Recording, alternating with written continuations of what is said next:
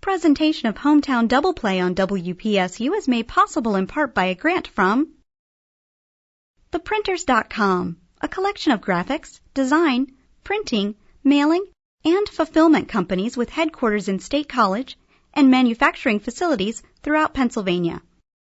Communications and Business Solutions, theprinters.com.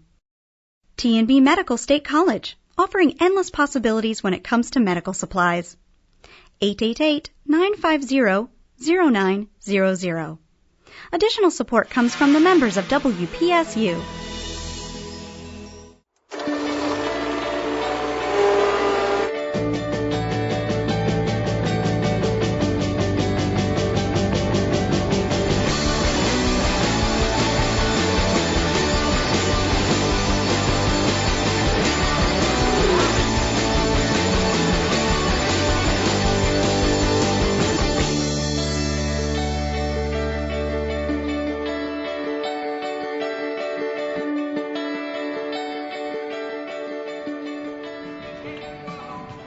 Fan is short for fanatic. Now, players and coaches may come and go, but that season ticket holder, that loyal fan is at every game. And they bring a passion to the game. They're into every play, into every pitch. And because of that, they feel they affect the game.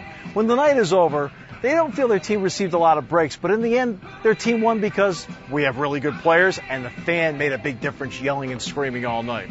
Fans come in different shapes and sizes. The young fan goes to the game because they learned it from their grandparents and their parents. The older fan, well, they love the atmosphere, they love the concessions, and they love the pace of the game. But the bottom line is the fan is into the game and so much a part of it. They are the consumer, and it's their loyalty that makes a big difference to every player and to every team. And there are some fans that go the extra mile. These fans are called host families. They advertise basically on the billboard that if you want to be a host family, to just let them know. And our sales associate, Zach Weiss, a couple years ago said something to us. And my kids, they've been nagging us. So last year we decided to sign up, and we got two great guys to come stay with us last year. And this year we decided to do it for the whole season. So we ended up with our two guys this year. When we got here, everybody that wanted to host family, please sign it. And then it's just questions like your name, who you are, where you're from, if you have a car when you're up here, and stuff like that. And we just filled that out. And when we came to the barbecue, she kind of just matched everybody up with family. So that really was it. What is the experience like for a player meeting a host family? You know, I was a little shy, because you don't know these people from Adams, and but they're really good people, and I enjoy them a lot. Man, there's some crazy Spikes fans. They love their Spikes, so it helps out a lot. After a game, either a good one or a bad one, she's always there waiting on us. When we get home after the game, I like to say, pick your head up, it'll be all right. Go get them tomorrow. They don't have any sons, so they feel like to take you in as their son, like the son they always wanted. The Royer family has 3 girls, and now 2 baseball players. Becky, Grace, and Megan. They're 9, 7, and 2. They're fun to be around, especially little Gracie. She's the smallest, and she likes to tell you what to do. She's real bossy, but she's fun to be around. And Becky, she's kind of just laid back. She does her own thing, and Megan, she loves her boys. She makes sure, you want me to go get something to drink? You want me to go this? You want me to go do that? So they're very helpful. They want to make sure we have everything we need. So, I like having them around. They were already adopted them as brothers. They're part of the family. There is not a lot of downtime, but when there are moments, it gets competitive in a fun way. We went bowling with our host dad. Went to Altoona with our host mom. Went out to eat. Went to the mall. They love us to play the Wii with them, like the boxing, bowling, tennis, baseball.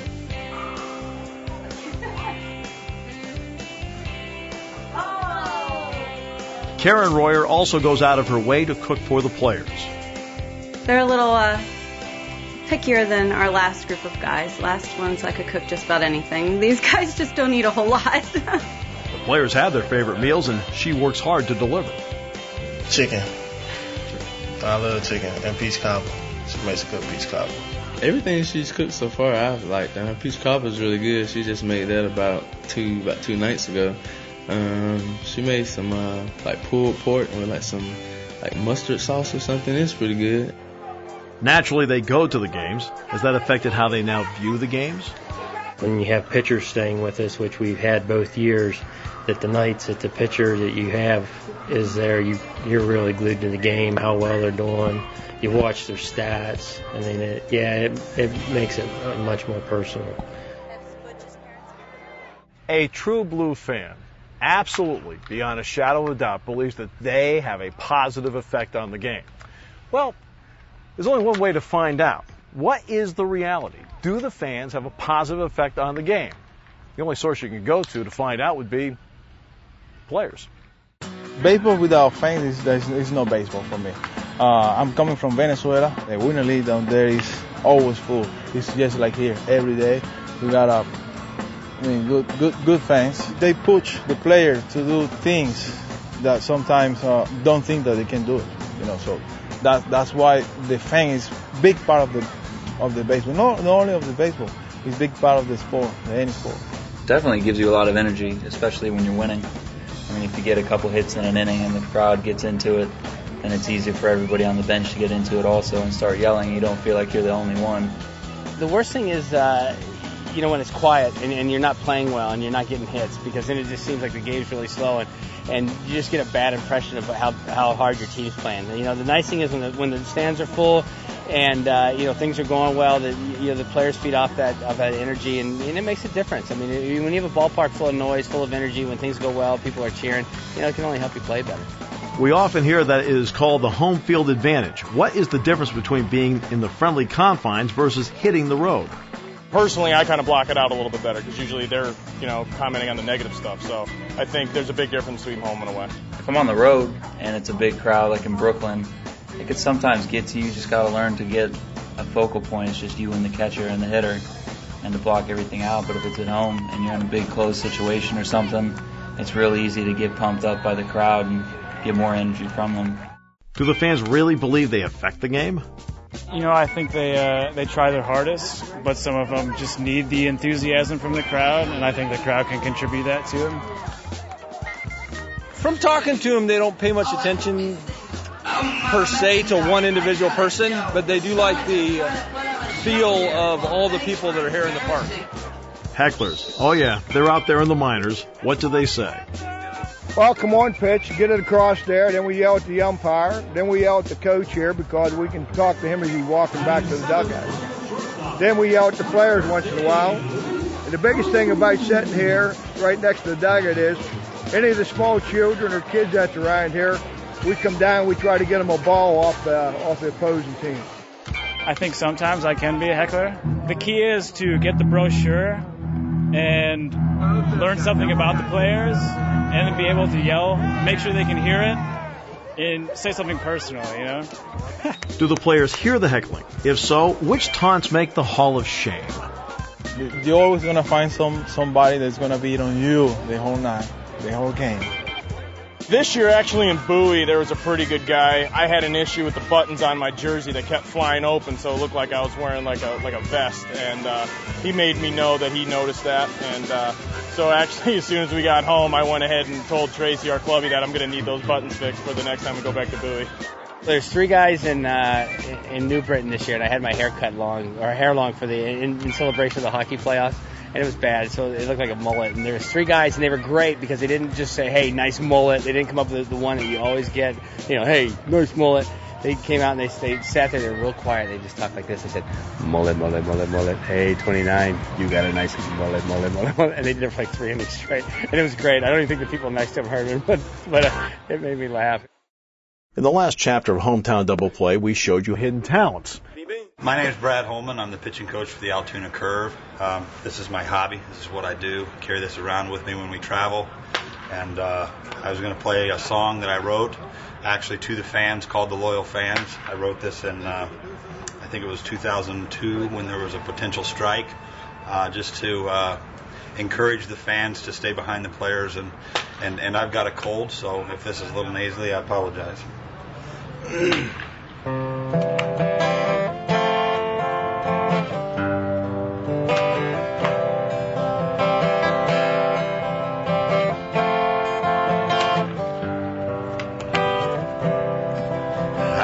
experienced a feeling it's hard to put in words. I'm playing on this grassy field. The people come in herds, and I'm the center of attention. They all know my name, and they came to watch me do my best as I play this little game. There is no way to tell you how it makes a player feel when a crowd is roaring loudly as he walks on to the field. I don't know what makes me worthy, I'm just the same as them. So I look up to heaven and give all the thanks to Him. For the loyal fans, for the loyal fans. They just sit and watch the game. They had little demand. They're the loyal fans. They're the loyal fans. And I wish once that I could turn and give them all a hand. They're the loyal fans.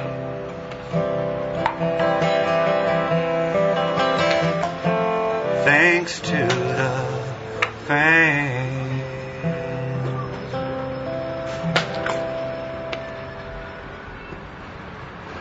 There you have it. Thank you.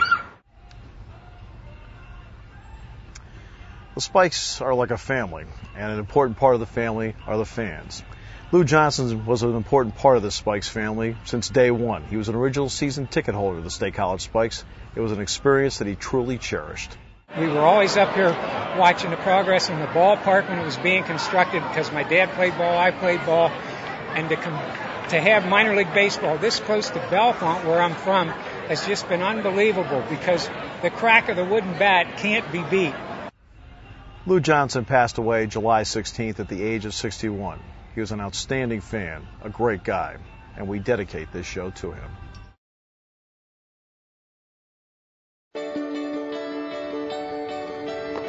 If you want to build a great relationship with your fan base, you really have to stand with them side by side in the community. And that's one thing the Spikes and the Curve players have been able to do. They stand side by side with their fan base because they want to, and they enjoy it very much.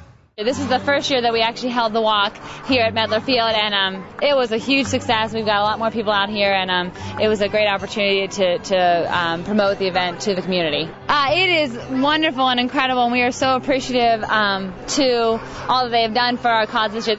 We sold some tickets to raise some money for a JDRF fundraiser. How important and beneficial is the walk to raise money for the Juvenile Diabetes Research Fund? The more people that we can have talk about it and to make awareness of it, the more people will get to come out and give money to help find a cure. It's something that never goes away. People think that this is something your child will outgrow, but it's not. It's something they deal with day in and day out until a cure is found. JDRF spent the night at the ballpark. What was that experience like? So we got to hang out and have fun. The kids ran around and played games, and so it was a lot of fun to be able to do that and just kind of not have to worry about the money and the cause, but actually just come out and have fun. They are customer service with a personal touch. They are the ushers, and our resident bleacher bum, Megan Jones, met some of the best in the business. Coming through the gates for a night at the ballpark, maybe even your first night. How do you find your seats? Or maybe you're a diehard fanatic and it's raining cats and dogs. Who keeps those seats dry for you? Well, that would be these ballpark ambassadors, or maybe you know them as the ushers.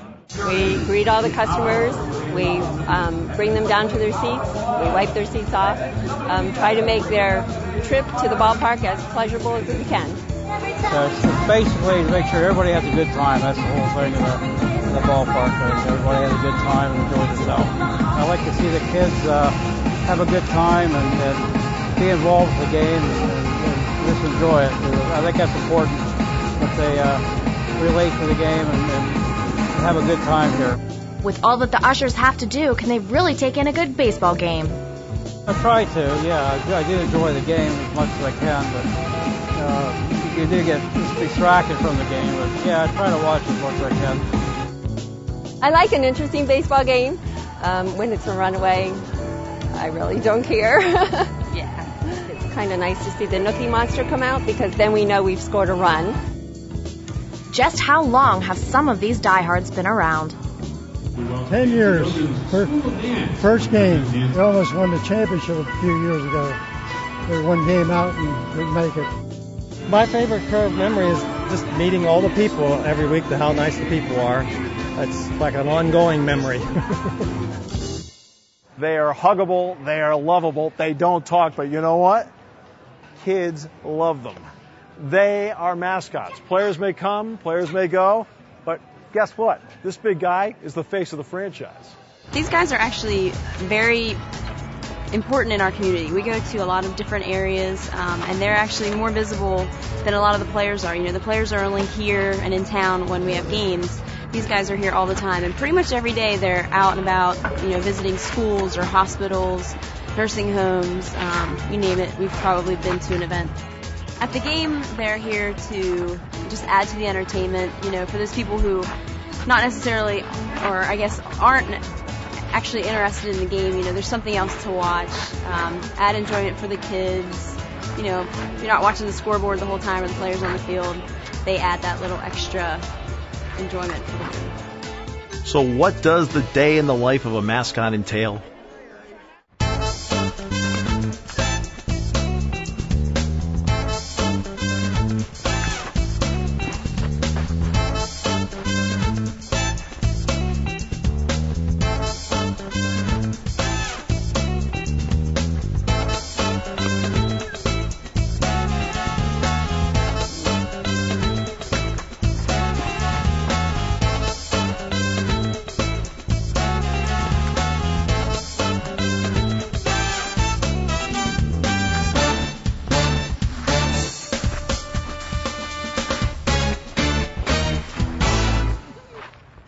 You want to hold your hand right here real loose on the bat, okay?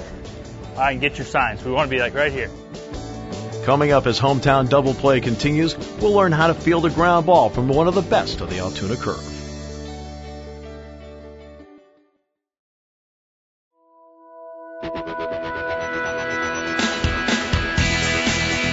Hi, my name's James Boone with the Altoona Curve, and I'm going to teach my friend Dominic here how to bunt. All right, now throw the bat out a little bit, just like that. Put your hand up. Now, make sure that fingers are behind the bat. I'm Brian Tracy. I'm going to teach my friend Jasper here how to throw from the stretch. Step back with this leg. There you go. Now you're set right there, okay? Now you want to peek at him. Hi, I'm Tim Leeper, manager of the Altoona Curve. I know we spend a lot of time teaching the kids about the finer points of baseball. Right now I'm going to try to teach the adults some of the finer points of coaching third base. Here you can see everything. You're the eyes for the runner at second base. So if there's a base hit to the outfield, the important thing here at third base is to make sure you're moving in line with the ball so you can see where your runner is in relationship to third base and if the fielder is going to field the ball cleanly. My name's Ray Chang of the Altoona Curve baseball team. I play shortstop, second base, middle infield. And that's my buddy Matthew right here. 8 years old? That's right. What position you play, bud? Short. That's my man right there. All right. All right, I'm just going to show him a few things, you know, proper way of fielding a ground ball and just the basics, you know. So, well, first of all, can you wiggle for me? Can you shake, loosen it up? Yeah? All right? That's the main thing right there, okay? You got to stay loose, okay? If you stay loose, you can catch anything, okay? Catch just about anything, okay? Now, if you're stiff, right? If you're stiff, what happens? Your glove stays stiff too, but if you're loose, right, glove's loose also, right? Okay? So, one thing, we need a strong base, okay? Can you get in a good athletic position for me? Okay? Probably, you know, a little past shoulder width, okay? So just about right here. Now, hands right here, okay? Out here, okay? Not here, okay? Because from this position, you can get in a good running position, right? Boom, this way. Here, you can't, right? Okay? So everything's right here, okay? Out in front, okay? Now, when a ball's coming, it's going to toss me a ball right here, okay? Now, everything's out here. You catch everything back here, okay? You can't see anything right here, right? Everything's out in front, right? So you want everything to be out in front, okay? Alligator is this hand right here, okay, over the glove, okay? Just like this. Now, look, kind of looks like an alligator chomping down, right? This is just to protect the ball from popping out of your glove, okay? Very important. See that? Okay. Now, once you get it, straight to the chest. Now you're in good throwing position, right? Now you can come up and make the throw. Okay? Let's have him try one. All right. Give me a good base. One second. Good base. Hands right here. Elbows at the waist. Elbows at the waist. Right there. He's got it. 2 hands. There it is. Perfect. Good job, man. High five. As we've discovered in other chapters of Hometown Double Play, baseball has its own jargon. Home run, that's a tater, all right? Fastball, high heat, the old number 1. But there are other terms as well that you're not quite sure about. For example, he hit it on the screws. Exactly where are the screws? Ducks on a pond, that means the base runner is usually second and third. You can drive them in. Let's take it a few steps further. What is a golden sombrero? Golden sombrero, I don't know if you guys know, but it's when you have 4 strikeouts in a game. Normally 3 is the sombrero, and 4, that's a golden sombrero. And when you have 4 strikeouts in the game, it's no good. He said he wanna go out of the game. He wanna break everything inside. He doesn't want to be on the field when that happens. What does it mean when a pitch falls off the table? Basically, when it's coming at you and it's just not there anymore. It comes in, it could be a changeup. If a guy has a really good changeup, it'll come in about 3/4 of the way and just dive down. Or a curveball or a slider. You think you got it and you swing, and it just goes right under your bat. A hitter is not enamored with chin music. Chin music is just where they throw it up and in, whenever it is up here around, this area, so Buzzy, you hear those seams just humming at you whenever it goes by you. So that's what they hear. They hear the humming of the seams when it goes by you. That's why they say they hear some music. We are celebrating 10 seasons of the Altoona Curve. There have been some great moments. Broadcaster Jason Dombach has a night that is etched in his mind. It was 4th of July, 2004, and Vice President Dick Cheney was here at the ballpark, and we were obviously very excited. There were Secret Service people everywhere, and it's just a unique experience to have the Vice President of the United States here at the ballpark. And the neat part for me was that the Vice President was watching the game from 2 suites over from us, and I was on the radio in the 5th inning, and a lady, an advisor, came in and said, "Would you like to have him on the radio?" And I thought maybe they meant somebody else, maybe somebody with the Republican Party or somebody like that. Sure enough, in the middle of the inning, in walks Dick Cheney, sits down, puts the headsets on, and we have a conversation. And it was really the highlight of my young career, I suppose, at that point, getting a chance to interview Dick Cheney at a baseball game. The Altoona Curve has hit the halfway point of the season. What does manager Tim Leeper think about his team?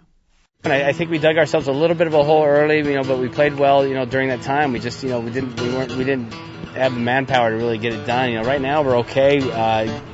We should be able to make up some games here, and I think the important thing is that each player just worries about what he needs to do to get better. And if we individually do that, I think the team stuff's really going to come through, and we're going to get a lot of wins. Spikes hitting coach Sid Bream sees a lot that he likes right now.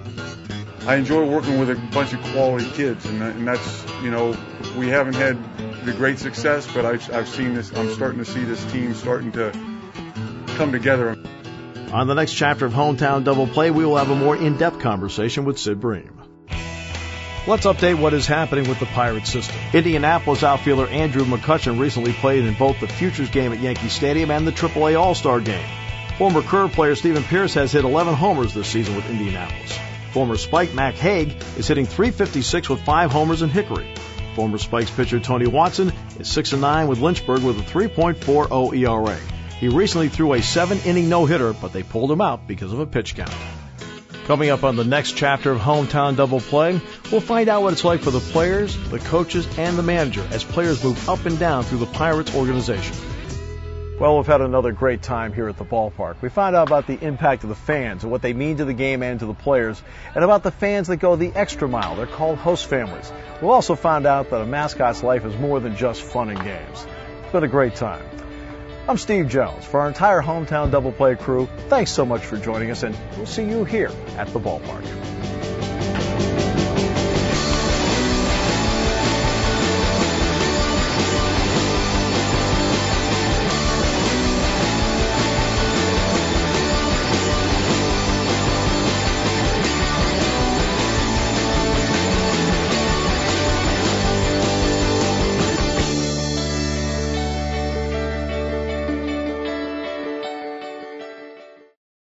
presentation of Hometown Double Play on WPSU is made possible in part by a grant from theprinters.com, a collection of graphics, design, printing, mailing, and fulfillment companies with headquarters in State College and manufacturing facilities throughout Pennsylvania. Communications and Business Solutions, theprinters.com. T&B Medical State College, offering endless possibilities when it comes to medical supplies. 888-950-0900. Additional support comes from the members of WPSU.